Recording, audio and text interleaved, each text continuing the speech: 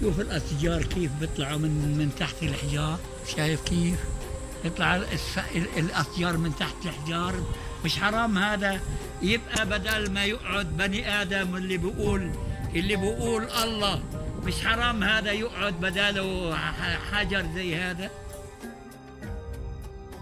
هذه معيشتنا، لا إنا لا برا ولا بحرا ولا جو، هذه المعيشة تاعنا وبنستنى لطف الله. شو نعمل؟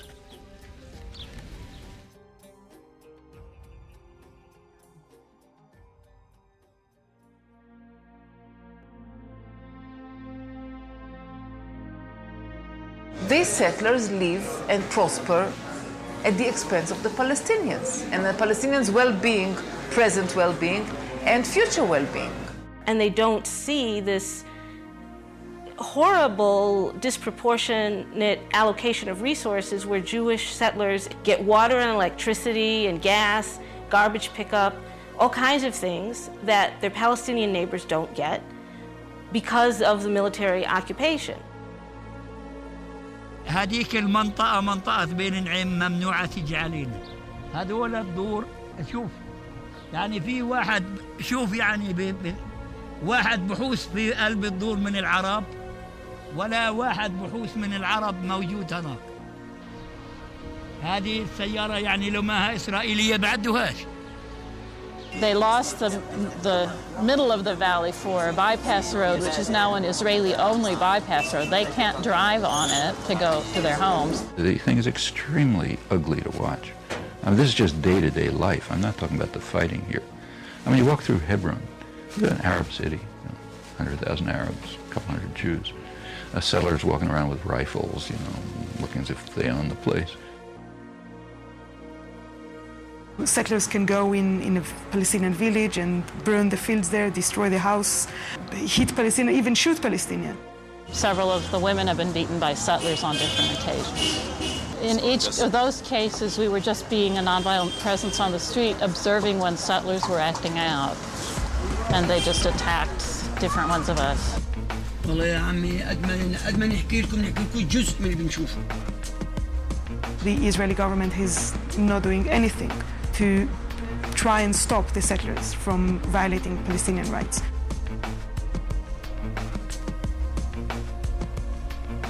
From all the cases that settlers actually killed Palestinians, very few were accused of murders, but then the president came and gave amnesty or shortened the punishment that they received from the court.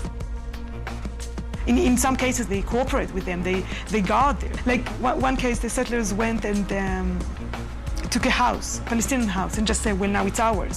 So the border police stood down there to protect them because the Palestinians were angry. So the border police just stood there and protected the settlers instead of course, arresting them, just saying it's illegal. The bottom line is to make things so difficult for the Palestinians that anybody that wants a future for their children, anybody that wants to get ahead in life, anybody that wants a normal life will leave.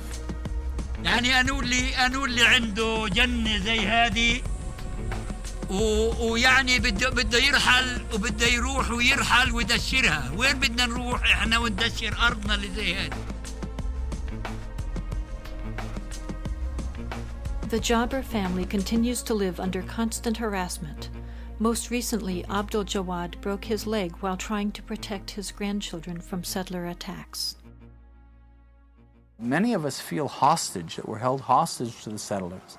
Because I think the vast majority of Israelis don't care about the occupied territories. But we're held hostage to the settlers that have enough political power within the Israeli political system that they can frustrate any attempt to get them out. And as long as they're there, the Palestinians can't possibly make peace. There are two kinds of settlers, basically. There are the ideological settlers who feel that these territories have been promised to the Jewish people by God, and they feel that every place which is mentioned in the Bible, they have not only the right but the sacred duty to come and to build a modern Jewish settlement. And if Palestinians who live on that spot have other ideas, then they have the right to break their resistance by force or to call in the army. And the other kind, which are the more majority of the settlers are in fact ordinary Israelis who came there simply because the government was offering them very cheap housing. When you go to live there, then most of the money you get is a government loan, and if you stay there for 10 years, then you don't have to pay back the loan.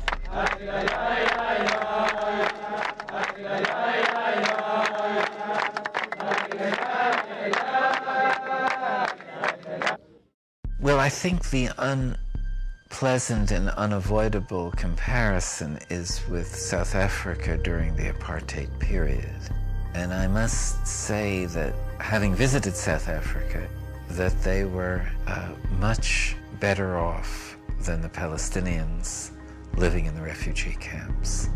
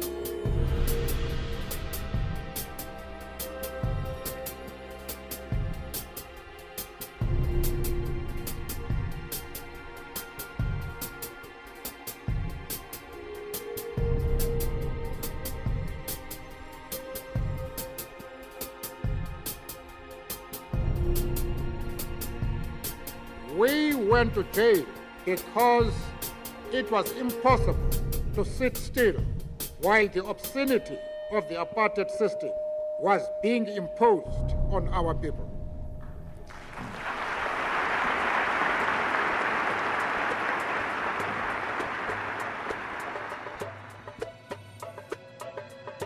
The United States is seen, quite correctly, as being the sole supporter of Israel, and that Israel would not be able to do what it is doing without American green light.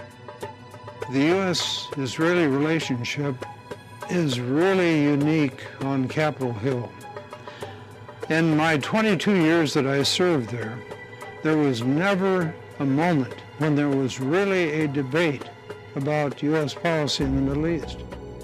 It was always, what does Israel want? And almost always, Congress gave them exactly what they wanted without any debate, without any amendments being considered.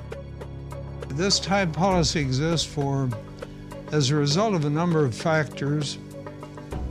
First of all, there is the lobby, the U.S. lobby for Israel, AIPAC, American Israeli Public Affairs Committee. It has a multi-million-dollar budget. It has a highly professional group of people working on Capitol Hill. They know the legislative process, they know the personalities, and therefore advance what's best for the state of Israel. Congress seems to think that if you oppose what Israel wants, you'll be defeated in the next election.